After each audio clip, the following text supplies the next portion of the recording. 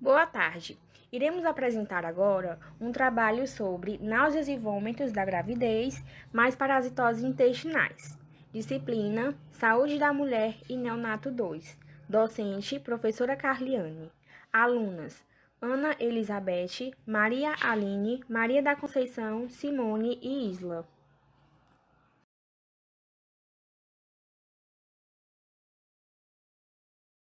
Bom, irei falar um pouco sobre a hiperêmese gravídica, que são mais comuns e mais graves durante o primeiro semestre.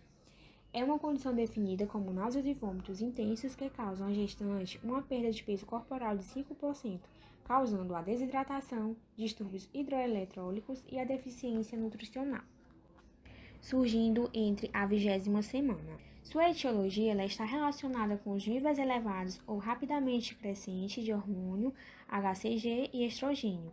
Além disso, seu surgimento está associado a prejuízos psicossociais que permanecem mesmo após resolução, comprometimento e a qualidade de vida. Os resultados demonstram que existe relação direta entre a hiperêmese gravídica e alterações psicossociais, como a depressão e a ansiedade, que são os fatores psicológicos mais associados que implicam impactos negativos durante e após a gestação, como problemas socioeconômicos, aborto ou medo da gestação futura. Então, conclui-se que a hiperêmese gravídica ela está relacionada com os problemas psicossociais que tornam importante a definição e o conhecimento detalhado de distúrbios associados para o desenvolvimento de abordagens clínicas e terapêuticas, classificada ainda como uma gestação de alto risco. Boa tarde, me chamo Isla e irei dar continuidade falando sobre causas. As causas mais comuns estão associadas geralmente às alterações hormonal, como por exemplo o aumento do estrogênio, a elevação do HCG e da progesterona. Por isso, acaba ocorrendo as náuseas e vômitos. Outros fatores que também podem estar associados a essas causas é a vitamina pré-natais com ferro. Raramente, a persistência de vômitos intensos resultam de mola hidatriforme, que é chamada a gravidez molar, por desenvolver um tumor trofoblástico no sítio placentário. O porquê surgem enjoos na gravidez? Este mecanismo exato que leva as mulheres grávidas a vir sentir enjoos durante todo o primeiro trimestre da gestação ainda é desconhecido, mas sabe-se que os enjoos são comuns na gravidez por causa dos hormônios que é produzidos durante a gestação, como citei anteriormente, principalmente o HCG, a gonadotrofina coriônica humana. Podemos usar como exemplo o hormônio beta-HCG, que é o hormônio da gravidez. Quando está no seu pico alto, ele coincide com a pior fase do enjoo em que a gestante pode ter. E quando o beta-HCG começa a cair para os níveis que ele fica durante a gestação, os enjoos tendem a melhorar. Olá, boa tarde. Vou dar continuidade aqui ao tratamento da hiperemese gravídica. Me chamo Simone. Então, se o vômito for decorrente de um distúrbio, esse distúrbio ele deve ser tratado. Se o vômito estiver relacionado à gravidez, algumas mudanças na dieta ou hábitos alimentares talvez ajudem, como esses, né? Beber ou comer pequenas quantidades com maior frequência, 5 ou 6 pequenas refeições por dia. Comer antes de ficar com fome. Comer somente alimentos leves, tais como bananas, arroz, compota de maçã e torradas. Manter os biscoitos ao lado da cama e comer um ou dois antes de se levantar. E também beber bebidas com gás, exemplo, refrigerante, né? Mas em pequenas doses. Então, em questão de buscar ajuda médica, se for preciso, né? Se a grávida perceber que esses vômitos não passam, o melhor a fazer é procurar um médico obstetra, de preferência aquele que está acompanhando a gestação, desde o início nas avaliações de pré-natal, que então ele fará uma análise clínica desse quadro e um exame de sangue para entender a gravidade do problema e se houve um desequilíbrio eletrolítico, como perda excessiva de sódio, potássio, cloro e outros minerais, como em caso de desidratação. É possível que o médico também faça outros exames para destacar a possibilidade de outras doenças que tenham vômito como sintoma, como problemas na vesícula e até mesmo câncer que realmente a pessoa não sabe. Então, tudo dependerá do histórico médico da gravidez, né, da gestante. Então, esse tratamento, pelo fato de a gestante não conseguir se alimentar por via oral sem vomitar, a recomendação é interná-la, né, para que receba soro na veia e faça um jejum absoluto com acompanhamento médico. A medicação administrada por via venosa é a mais usada para combater as náuseas para combater as náuseas da medicação. Então, se tiver complicações possíveis, o equilíbrio hidroeletrolítico e desidratação para a gestante que podem acarretar em baixo peso e nascimento do bebê prematuro.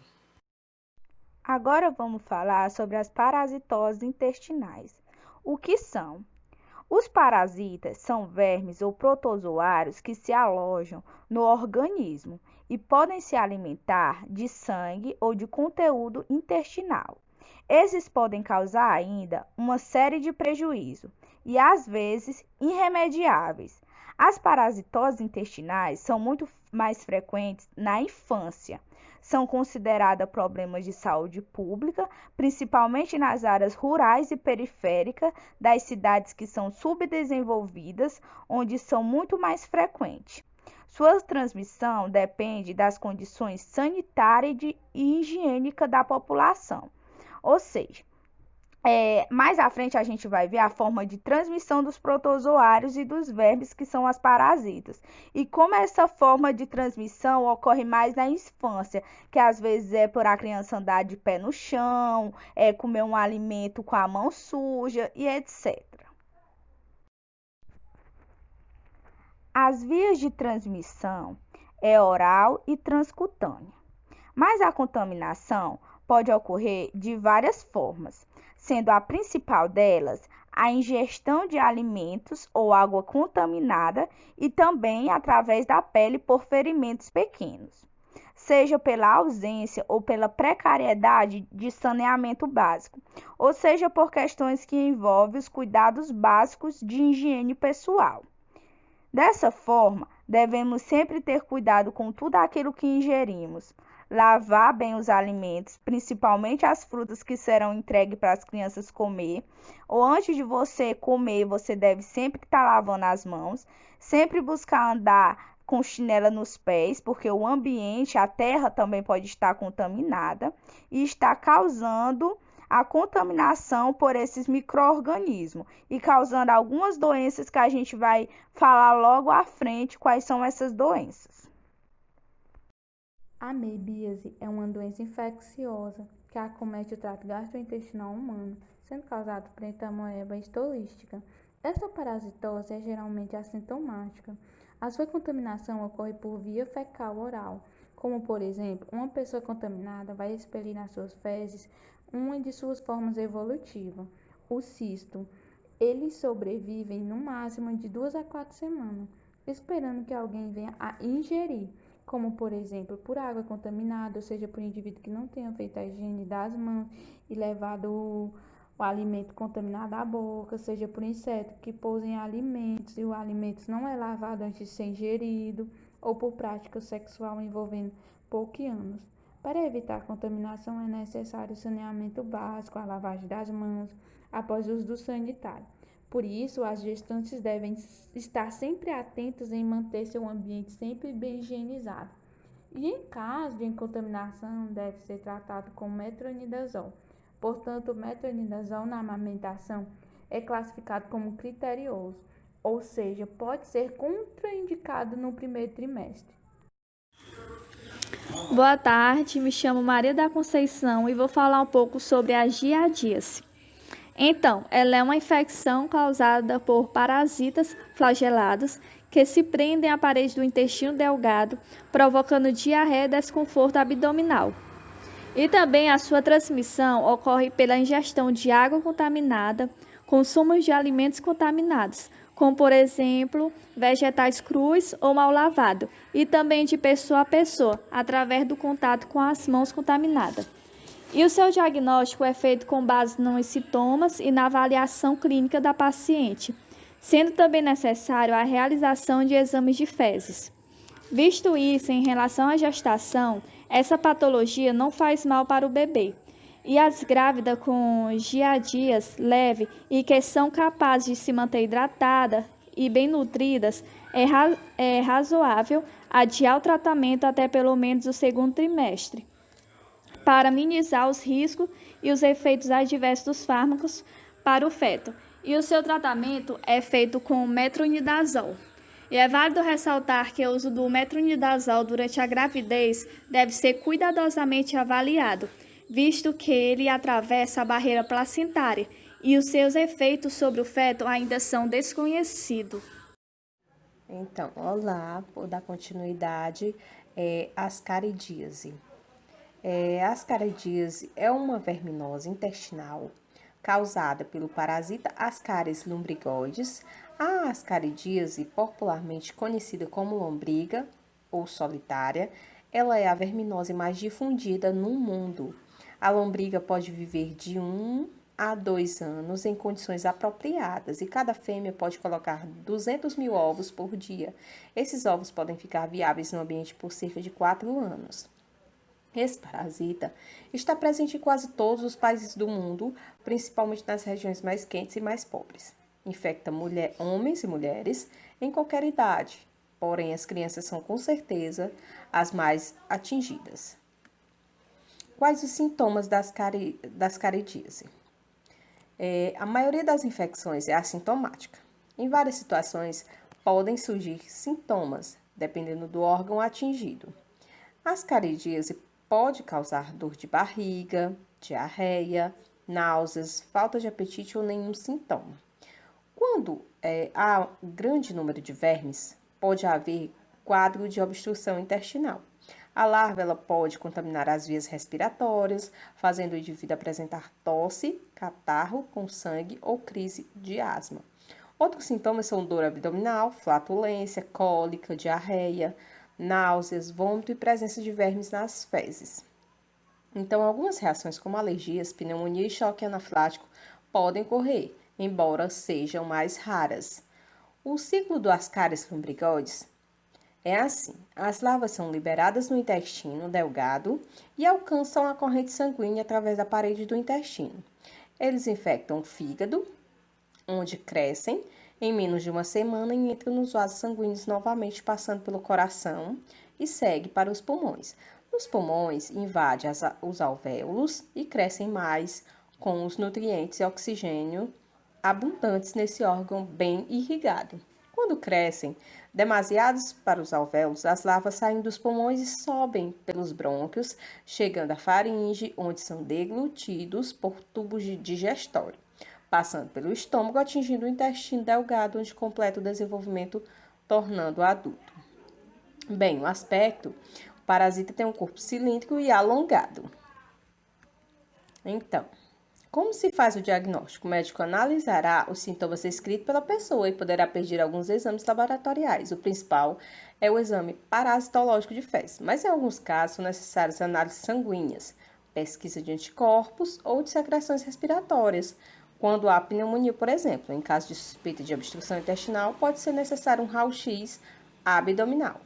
E bem, o tratamento da ascaridíase é feito através de medicamentos como albendazol, mebendazol ou ivermectina. No entanto, a medicação deve ser acompanhada de cuidados de higiene pessoal. Lavar as mãos, por exemplo, e medidas de higiene em relação aos alimentos. Lavar as frutas e verduras em água corrente e a água ferver, caso a água não seja tratada, e saneamento básico. E como se prevenir? Ingerindo somente água filtrada ou fervida, tratada, lavar bem frutas e legumes antes de ingeri-los.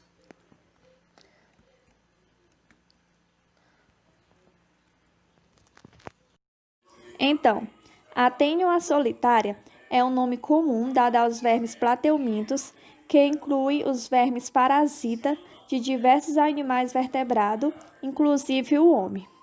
e a sua transmissão é adquirida pela ingestão de carne bovina ou suína que são mal cozidas, e onde o homem acidentalmente ingere os ovos. E o diagnóstico ele é feito através da descoberta de segmento dos vermes ou de ovos em amostras de fezes. Visto isso em relação à gestação, embora essa patologia habitualmente não constitua-se em situações de grande importância, mas mesmo assim é importante ressaltar que a anemia delas decorrente pode agravar a anemia fisiológica ou a ferropriva, que são tão comuns na gravidez. Desta forma, recomenda-se fazer exame em todas as mulheres grávidas, principalmente naquelas de nível social menos favorecidos, para assim o tratamento ser o mais precoce possível, logo após a 16ª a 20ª semana. Então, dando continuidade, irei falar um pouco sobre a ancilostomose, que é também conhecida como amarelão. Ela é provocada pelos vermes nécatos americanos e ancilostomas do adenale. As fêmeas liberam os ovos no intestino delgado, que são expulsas pelas fezes e eclodem entre o 5º ao 10º dia, tornando-se larvas infectantes. Esse nome, amarelão, deve-se a uma cor amarelada apresentada pela pessoa infectada, decorrente da anemia que o verme provoca no hospedeiro, ao sugar o seu sangue. Na terra quente e úmida, os ovos saem, as larvas, que procuram no hospedeiro humano. Uma vez fixada no intestino delgado, a larva atinge seu estágio adulto, quando tem essa capacidade de liberar os ovos. O verme passa a sugar o sangue da pessoa. Penetrando na pele, a larva vai ocasionar vermelhidão, prurido, inchaço, sensação de picada. Da pele, a larva entra na corrente sanguínea, onde vai sofrer transformações até chegar no intestino delgado. Os primeiros sintomas dessa infecção são palidez, desânimo, dificuldades de raciocínio, cansaço, fraqueza, proveniente da falta de ferro, causando anemia no organismo, podendo ainda causar dores musculares, tonturas. E essa doença pode ser perigosa para as gestantes porque vai afetar no desenvolvimento do feto. A sua transmissão ocorre ainda por meio do contato direto com o solo contaminado, como por exemplo um dar descalço. O diagnóstico é feito pela observação dos ovos na fezes com o auxílio do microscópio. A prevenção é feita como medidas sanitárias e educativas. O tratamento consiste na utilização de fármacos mebendazol 100 mg 2 vezes ao dia por 3 dias. E por fim, essas foram algumas de nossas referências. Obrigada!